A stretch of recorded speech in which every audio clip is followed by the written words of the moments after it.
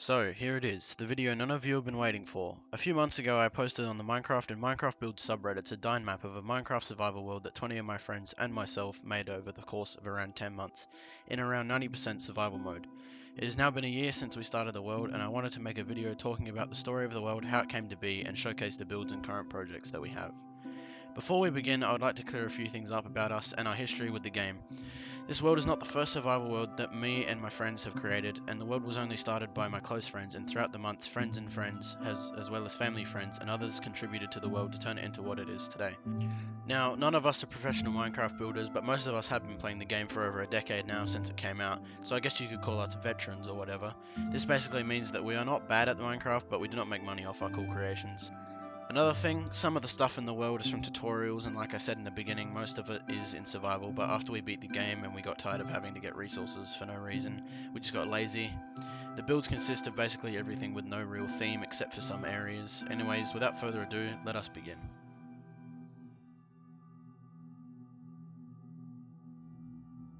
The story for this world begins back at the start of 2019, where most of my friends that I go to school with, consisting of about 5 to 8 people, and I decided we should start a Minecraft server that only we could play on and just have a cool multiplayer world.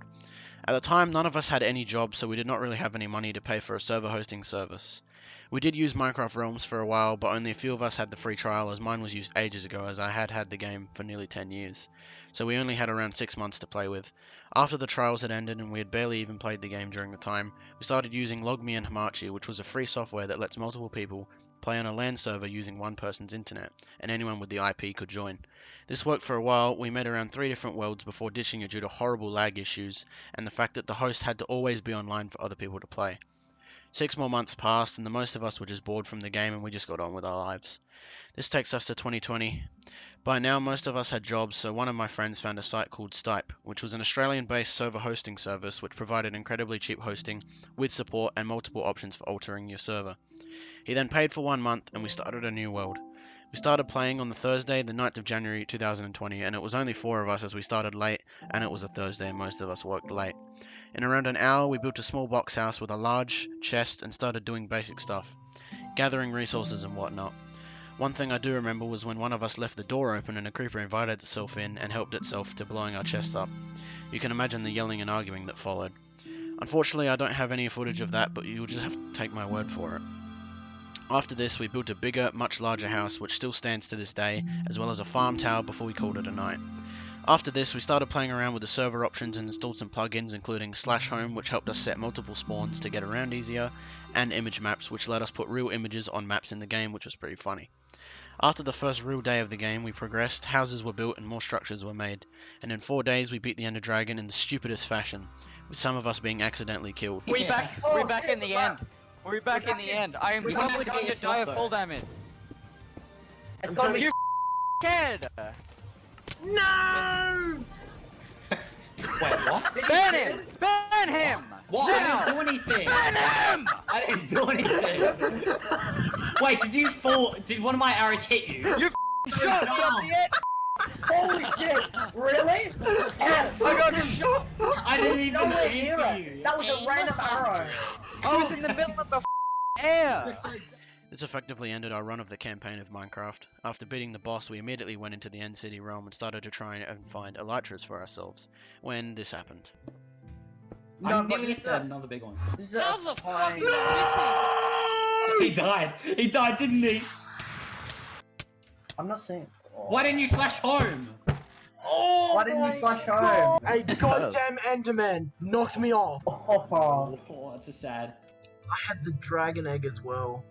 Oh my god. Spawning another one in. Spawning another one. I'm not gonna spawn another one in. Oh my god, you're so dumb. So every time we ask, oh, where's the dragon egg?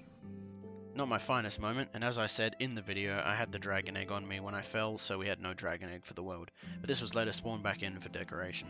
A few days later we beat the Wither, and by this time there was around 10 of us playing, so things were progressing quickly as we decided to just keep building. At this point it was just build with no real goal, but just to fulfill our boredom with cool structures. We did imply a rule that said that we wouldn't destroy anyone's old homes from our survival run for nostalgic purposes. This is now why there is about 2 to 4 houses per player in the world.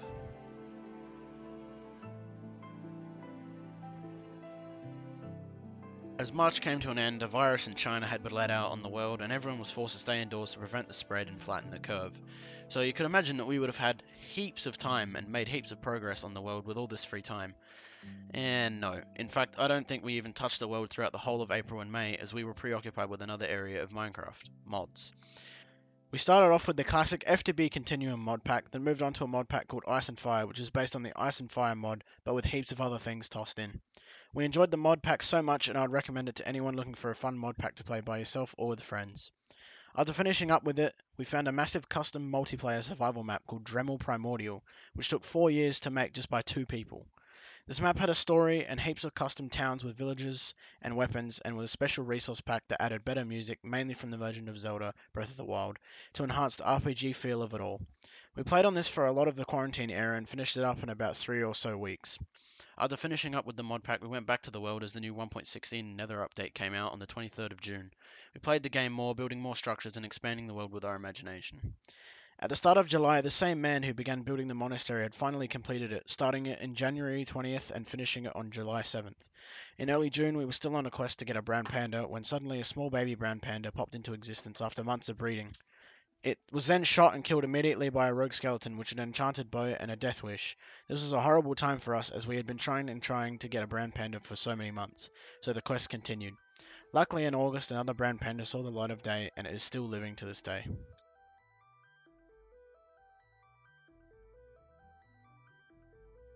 In December, another of my close friends who built the Panda Sanctuary and its mighty pagoda began building a Japanese village filled with many flowers. So very many flowers. Among this village there was another pagoda stretching even further into the heavens than the previous one, and taller than the mob grinder. This was the tallest structure in the server for a very long time. In October there was a hiatus on the server, no one was joining or doing anything involving it. In November people began returning back to the server, and the player who made the monastery was the first. He started building what was also going to be the tallest building on the server as well, the Wangshu Inn from Genshin Impact. This was the tallest build until the previous record holder decided to make his pagoda taller, so that it was the tallest build instead. We also built an ice boat track around our flower forest that gave us the idea that we could also make a theme park. We began construction of that in very early December. So here is our 1-year survival world.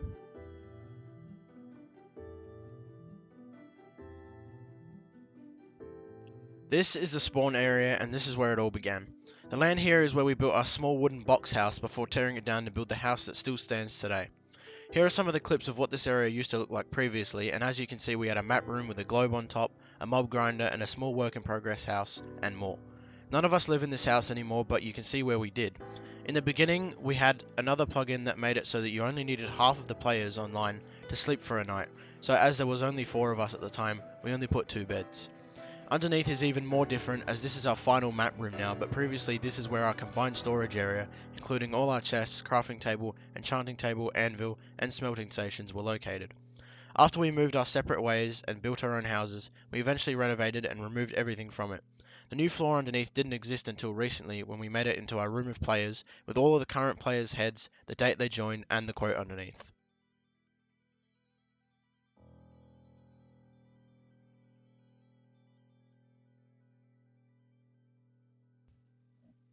This is the home of the player that built the monastery, and this isn't his first house. Originally he lived in the starter house, even after we all moved out of it. After a while he built this house on a cool land formation which used to look like this before some terraforming was done. It features some underground sections and the current beekeeping area as well.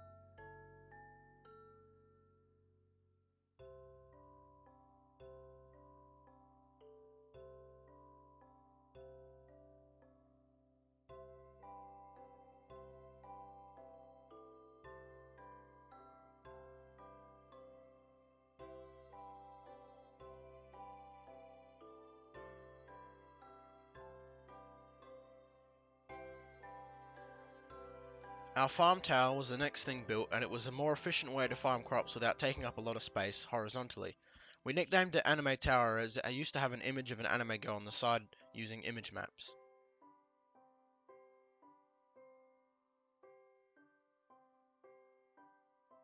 This tree build was done much later on, but was built completely freehand using one image as a reference, and then the beehive was added to house the bees that were added in 1.15, but they were relocated to underneath another player's house which had a lot more space.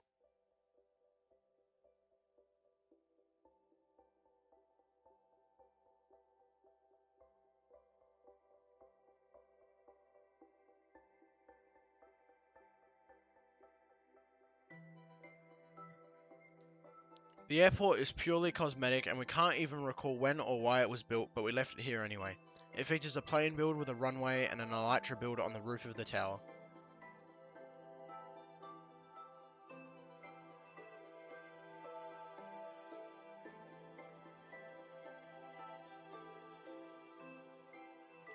This is the first base of the player that began the server, which was made to resemble a coffee house and cafe. His base and supplies including chests and whatnot was put underneath. This included an armor room and a cow farm.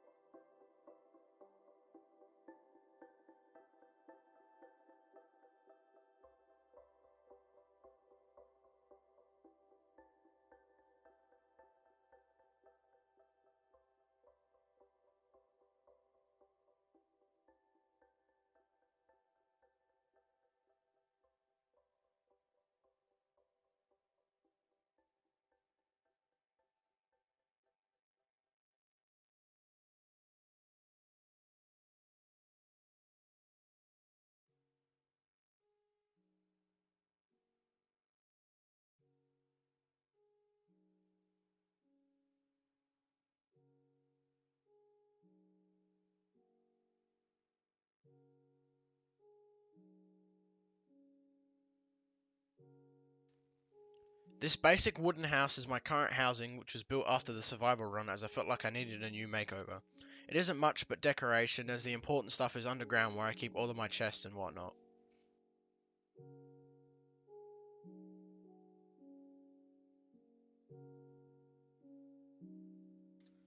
This is quite possibly the most popular and one of the oldest ideas in the world, started by the player who built the monastery. It is a homemade village with hand-built houses and actual villagers that work and live around it. The design you see here is actually a newer design, as for around 6 months it used to look like this, and you can see just how long ago it was looking at the buildings that surround it. It only had houses with no roofs at all and were extremely basic. The giant stone structure in the middle is a train station, which is part of the train system, which you will see later on.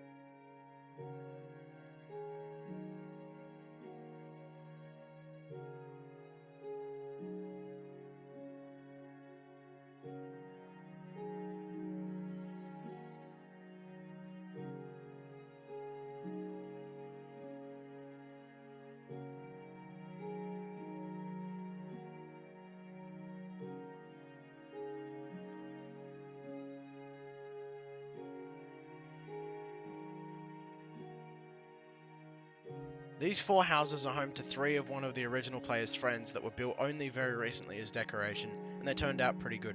They are full of detail and look excellent from every angle.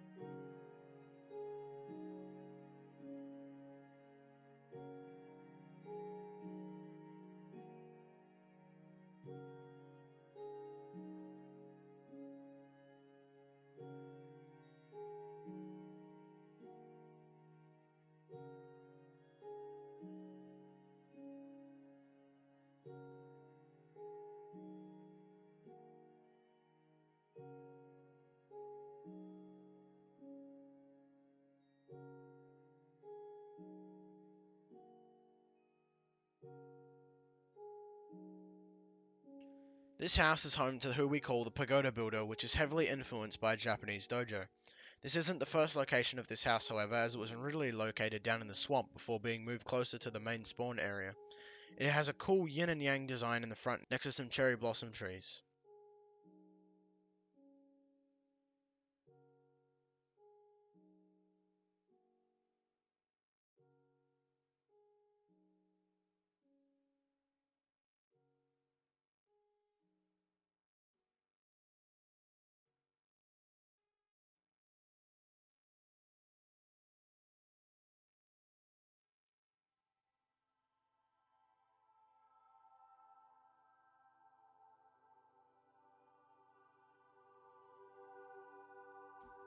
This is the same player's final home, once again heavily influenced by Japanese architecture, and I think it looks very good being separated into many different buildings.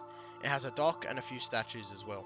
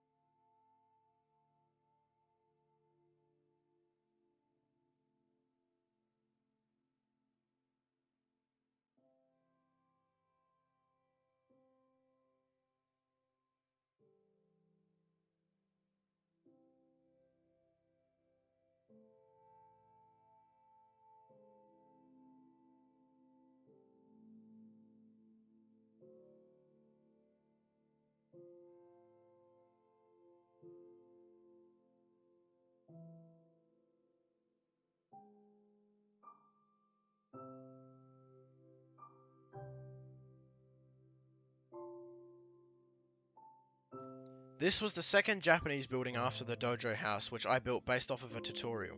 It is a small Japanese shrine with a minimal interior, but was a challenge to gather all of the resources to build since it used a lot of acacia wood, which there aren't many savannas around us.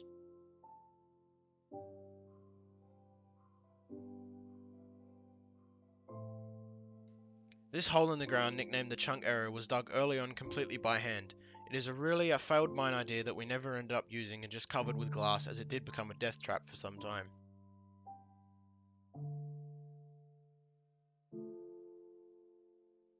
This house is owned by another of my close friends, and it's based on a Viking house design with an underground base area and a farm.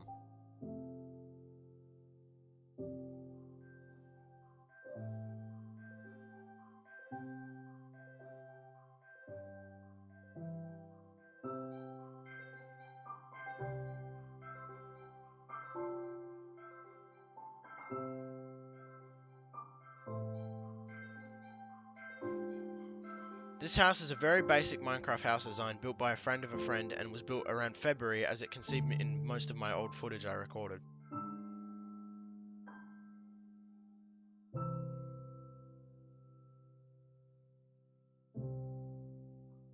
This mansion was my very first home and was built only 2 days after we started, and is seen in nearly all of my old footage.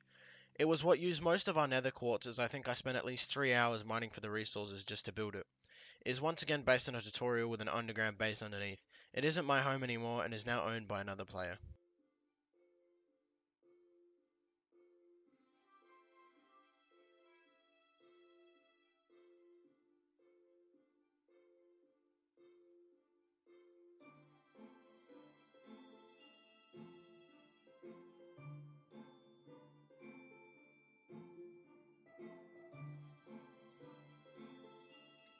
This house was previously owned by one of the 4 first players and used to be a jungle style hut, before being acclaimed by another player who turned it into a bunker type structure that is held up by chains.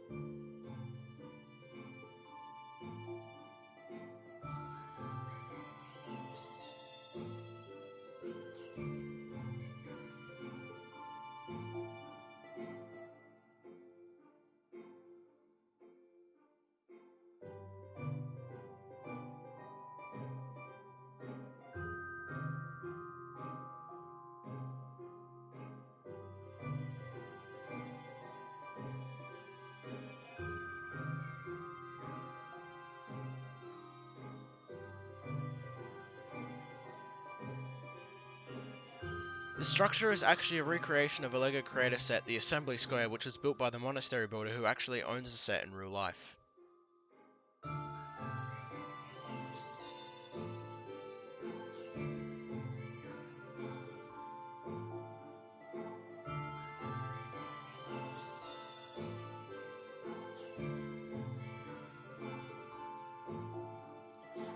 Another build by the same person, this is another farm tower, but unlike the first, is a semi-automatic and much larger. It features an automatic harvesting system which uses water to harvest the crops. Unfortunately, you do have to replant all the crops.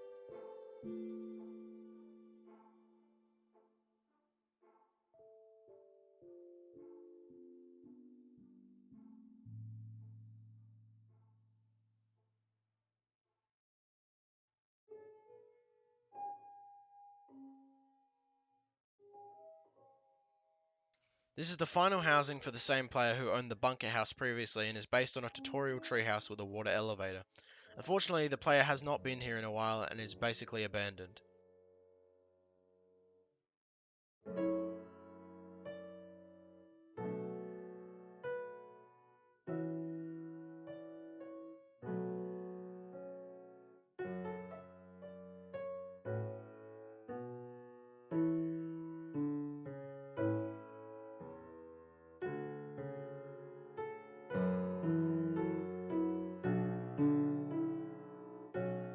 This lighthouse is a small aesthetic build with no working functions or interior that was built to make the coastline look more realistic.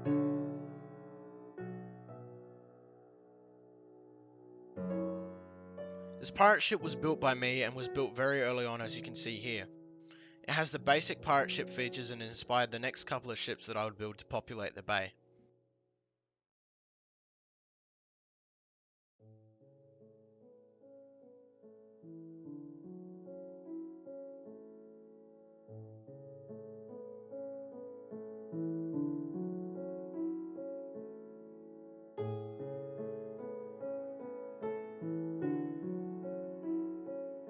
This boat is very similar to the first, although built after the survival run using a schematic I found online.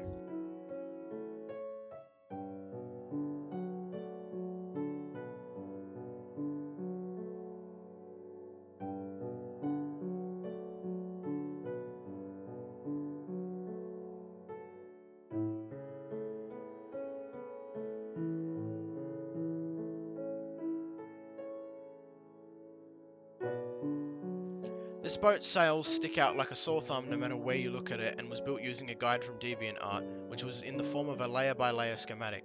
It features the usual boat stuff, captain's quarters, underneath decks and whatnot.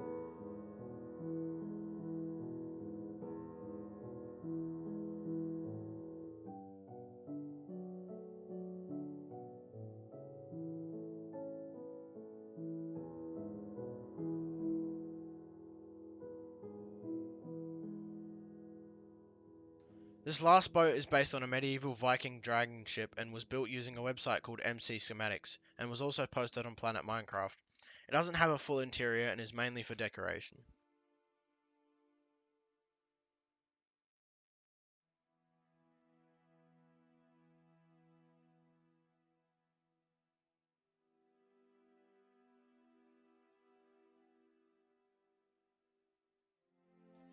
This whale skeleton was built just after the first ship was built, and it was a design I found on Instagram quite a while ago. It has a conduit where its heart should be, as it is made with the heart of the sea. The main reason we put it there was because we were terraforming the area around it to make it deeper to build more stuff. It's still quite square and I hope to get back to it soon. This tower is based on a design I found on Reddit which used a lot of the new blocks from the Nether update.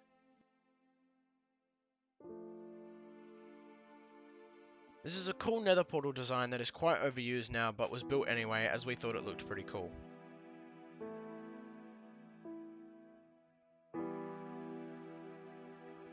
This build is a replica of Tokyo Tower in Minecraft. It was made using a design online.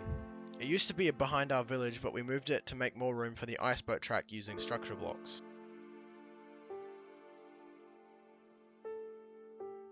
This is an AFK mob grinder that was used heavily during our survival run. It's based off of a design by Ilmango which uses water that periodically pushes mobs down into a magma platform on multiple platforms. It works extremely well and helps produce the gunpowder for rockets and TNT required to mine out the failed slime farm.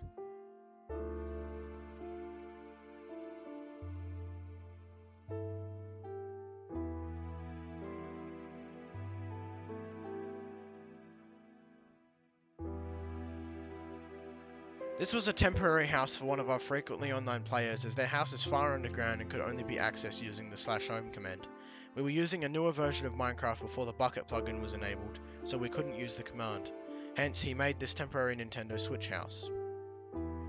This is an AFK sheep farm that was built using a tutorial from YouTube. It was mainly only one sheep, but we enlarged it to produce every kind of wool. It helped make the sails on some of the ships as well.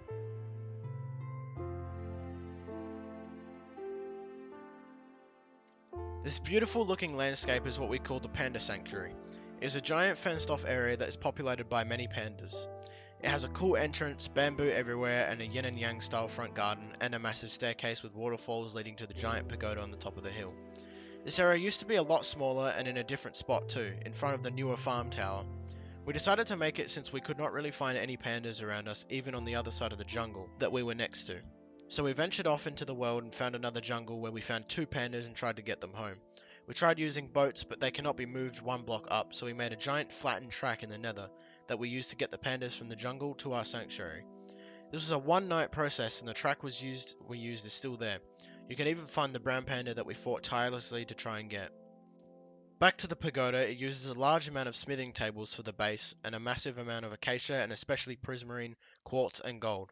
It has no interior but dominates the skyline and looks extremely well presented.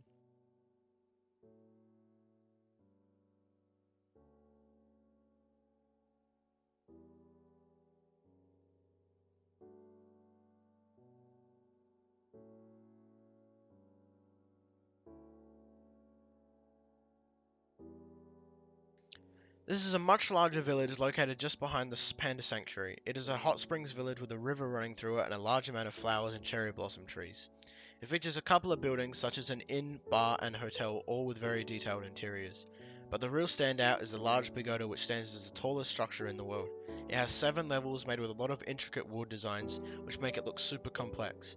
It completes the look of the village as well.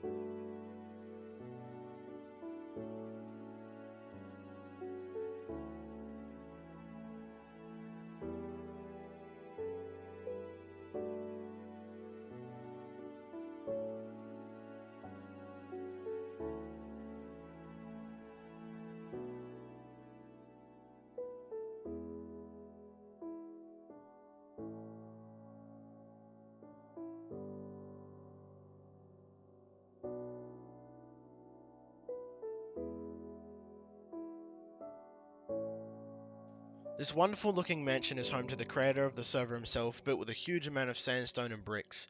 Much of the land was terraformed to build it, and it has a full interior and a nice garden outside surrounding it.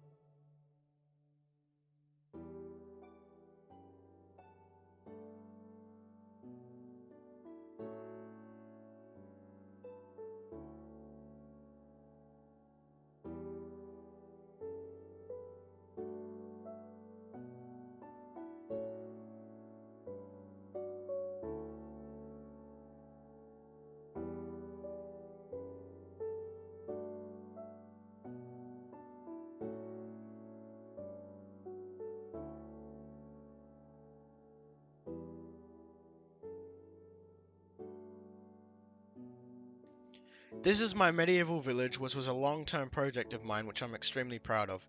It started with the construction of the castle, as it was built over a swamp which is generally flat, and everything else was constructed around it.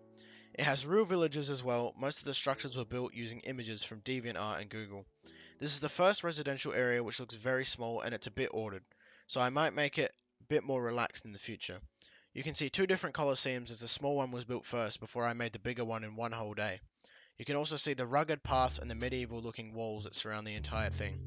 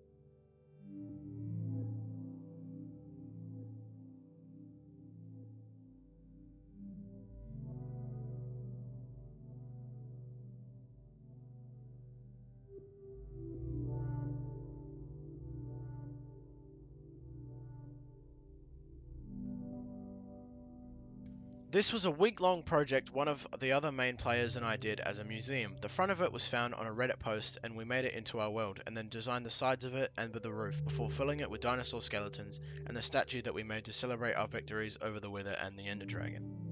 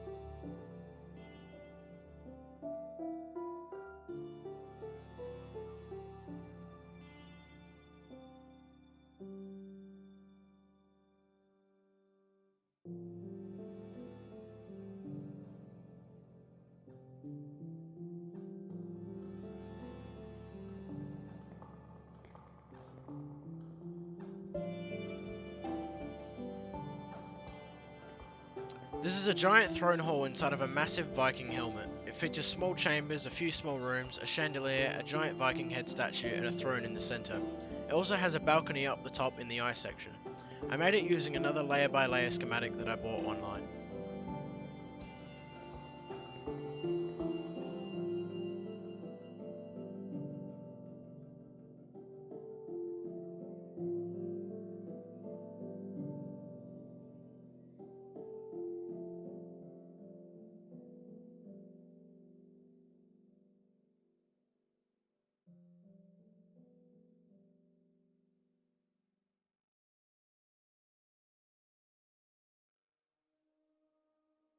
The train system is a minecart track that goes over the whole world around our settlement and consists of many train stations which can be seen everywhere.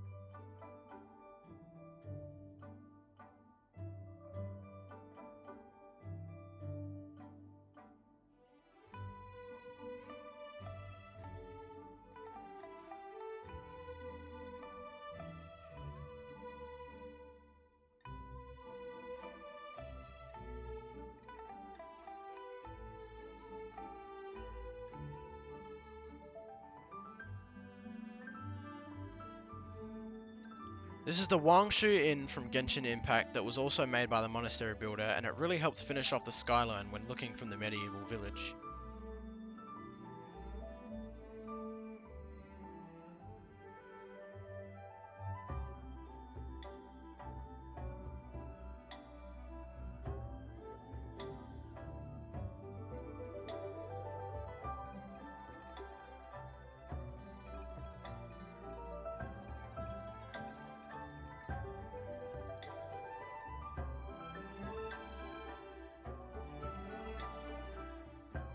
This is the mountain village that was built quite a while ago and went unfinished and abandoned.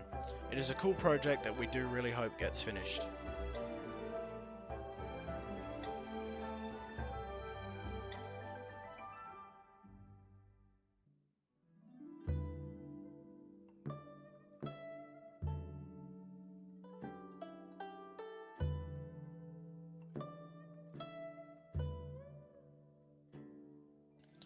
This is the underground domain of the Pagoda Builder, which was used for most of our playthrough.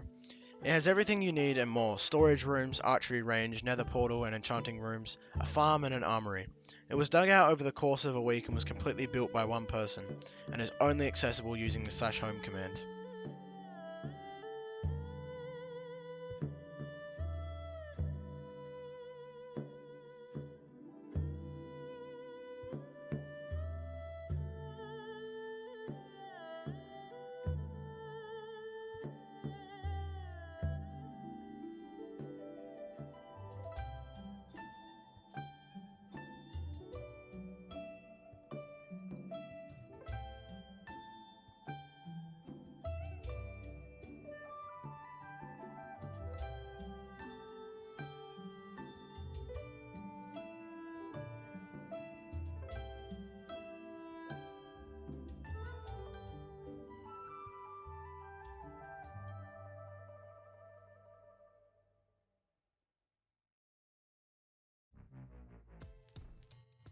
This is the HMIGF Knight, which was built using a layer by layer PDF that I bought online. I built it in one day and populated it with villagers that live on it. It has lifeboats, guns, and more.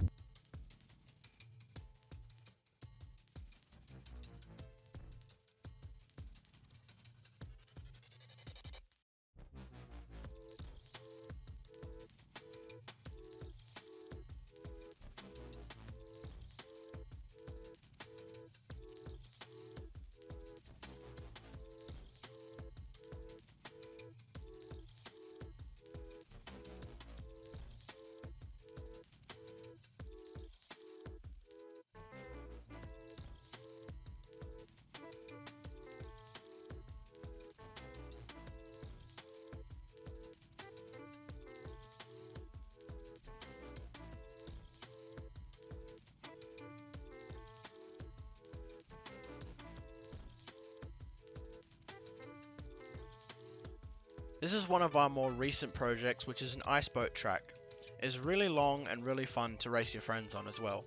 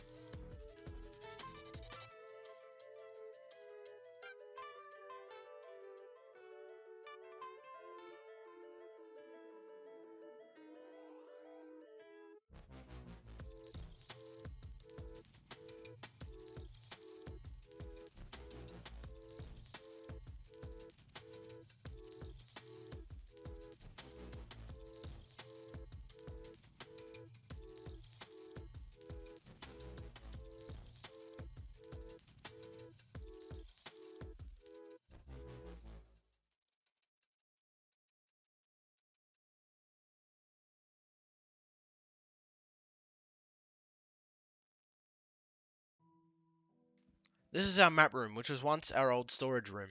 It has a top-down vanilla Minecraft map as well as our Dyn map that I implemented using image maps. It used to be bigger until recently when our map got deleted as we were running out of RAM on the server. We saved the biggest for last, which is the Garrigmuck Monastery from Fire Emblem Three Houses. This huge monastery was built by one person over the course of 6 months using a mixture of survival and creative. It started slow and soon was coming together.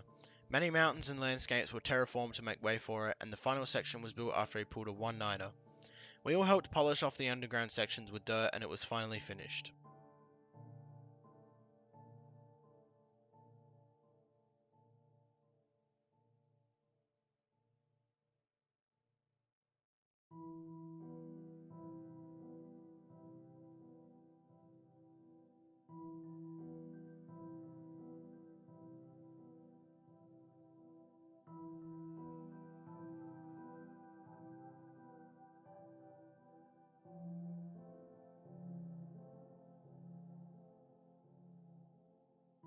Moving to the nether, this is our nether hub, which is a massive hanging platform that has a pentagram on it, which I found on Reddit. The nether sword design was also from Reddit and is meant to be connected to the other one on the overworld. We finally move to the end dimension, where we find the battlefield of our multiple dragon fights. Down underneath the island we can find our XP farm, which we use time and time again after deaths to try and enchant all of our stuff again.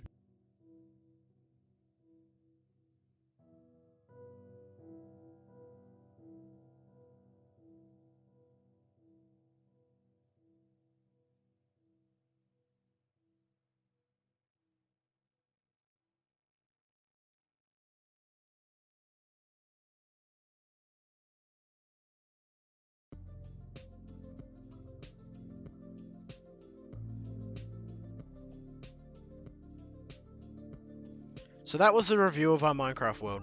Here are some more random footage, including some shaders, fly-arounds, the map room evolution, and some other random photos and videos.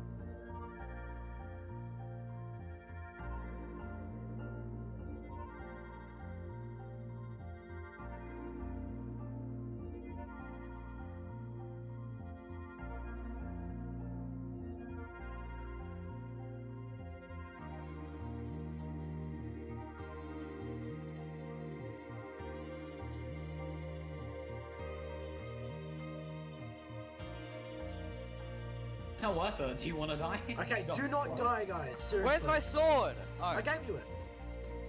Go, go, go. I think we can get him there. Okay, You hold can't- on. no, you I can't can do turn the music up real quick. Fucking, the Enderman is so... I don't have any arrows. I'll do crowd control. Crowd yeah. control. Yeah, no, just quickly take them. Just drop all but one arrow spent, please. We got pearl. I got a pearl. Just a spell on the phone. You gotta hit him with the sword. No, no, no, don't hit him. Don't go up them. Don't go up. Okay. Yeah, that's how I got flung. Yeah. When we kill him, we gotta yell. We I gotta was gonna yell. have my J slap Sorry, I'm moment, not but it yelling. didn't happen. I just came in before, tell me to shut up. I water bucketed correctly, but I slid off the edge of an obsidian. Yeah, and then pillar all the fucking bloody, died. Yeah, can you get that all one? your items. Oh, let's go, boys. Nearly dead, nearly dead. Last hit. Oh, one more. Yeah! Yeah! Oh, I'm so fuck, good! he's done We've it. done And it. just gets the last hit. What a fucking. What do you mean, Dude, bitch? this is really a redemption story. It is. Wait, when do we get the elytra? Oh, the after. Alright boys, closing on the server, we've done it in 4 days. Shh. Gimme. The tiny piece of XP. Wait, what? Fucks. There was 1 bit of XP. I'm level 69. Boys, end dimension time, end dimension Oh, time. hold